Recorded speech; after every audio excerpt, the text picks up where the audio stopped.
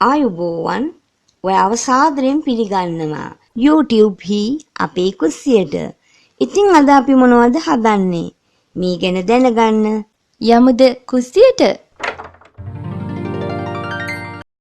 මේ තියෙන්නේ අවන් එකක් උපයෝගී නොකර ලේසියෙන් වගේම හරි ඉක්මනින් ලිපේම හදාගත්තු අපේ රසවත් ඥාන කතා.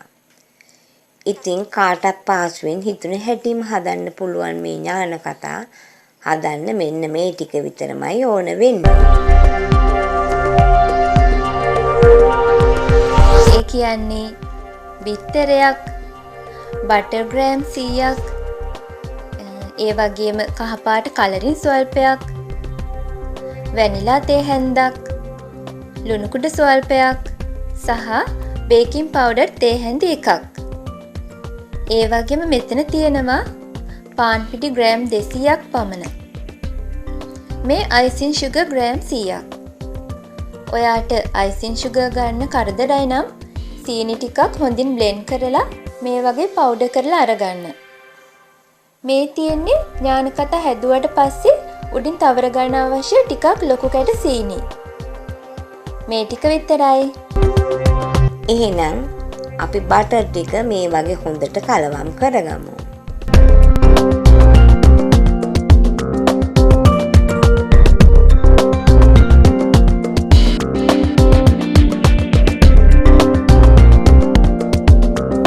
දැන් මේ අයිසින් සීනි බටර් මිශ්‍රණයටම ක්‍රමයෙන් එකතු කරගමු.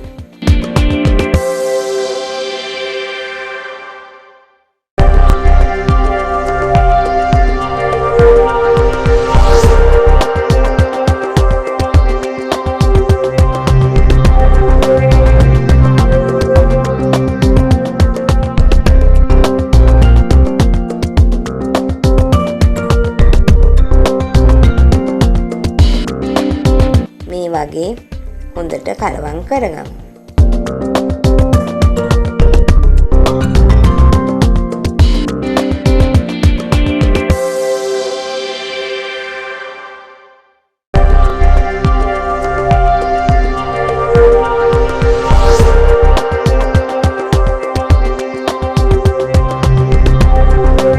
දැන් අපි කඩාගත් බිත්තරය මේ වගේ ගසාගෙන මිශ්‍රණයට එකතු කරගමු.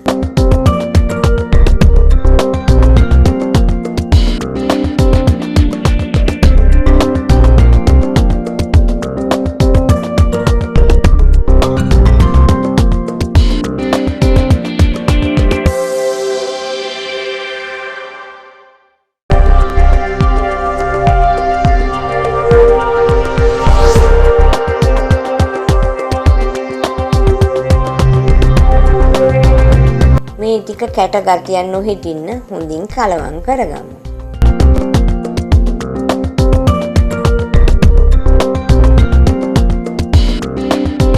දැන් අපිට අවශ්‍ය ප්‍රමාණයට ලුණු ටිකක් එකතු කරගමු.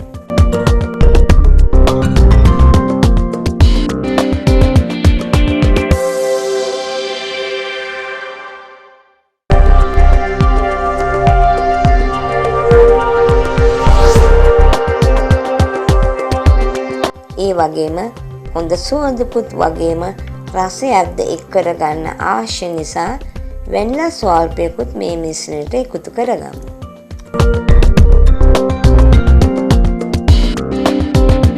හොඳින් කලවම් කර අපි බේකින් පවුඩර් එකතු කරගත් හලාගත් පාන් පිටි ග්‍රෑම් 200 මේ මිශ්‍රණයටම එකතු කරගනිමු. මේ තියෙන්නේ මම එම මිශ්‍රණයට එකතු කරගත් ආකාරය.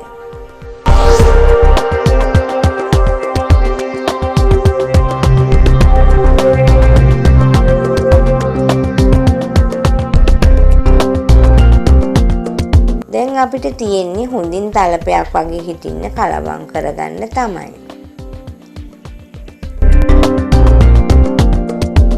මේ අතරේ ඥාන කතාවල පාට තවත් හොඳින් ඉස්මතු වෙන්න ඕන නිසා අපි කලරින් ටිකකුත් එකතු කරගමු. විශේෂයෙන් සාම්ප්‍රදායිකවම තිබෙන ලාකා පහට වර්ණය මේ වගේ එකතු කරගන්න පුළුවන් නම් තමයි වඩාත් සුදුසුයි කියලා මට හිතෙන්නේ.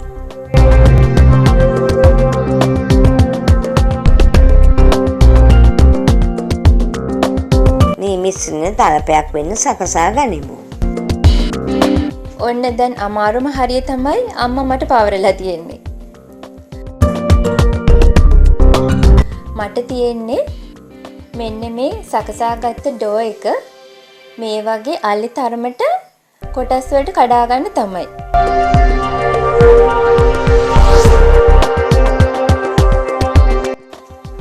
මෙන්න මේ වගේ.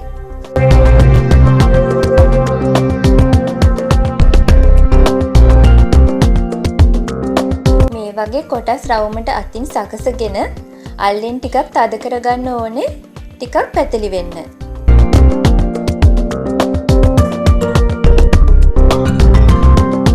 ගොඩක්ම ලොකුවට නැතුව ටිකක් පොඩියට හැදුවම අමුතු ලස්සනක් තියෙනවා කියලා මට හිතෙනවා.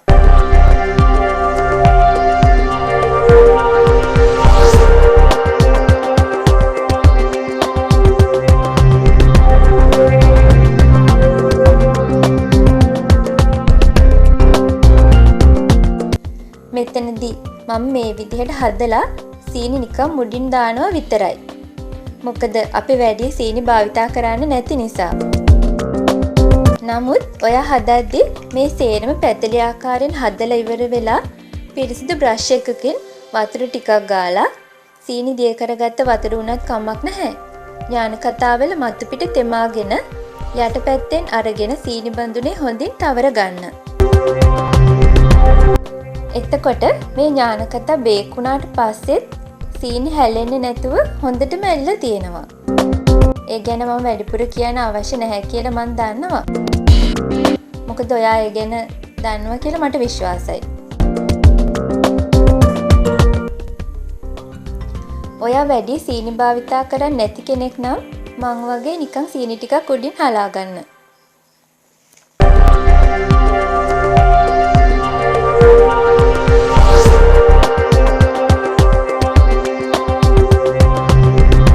හරි.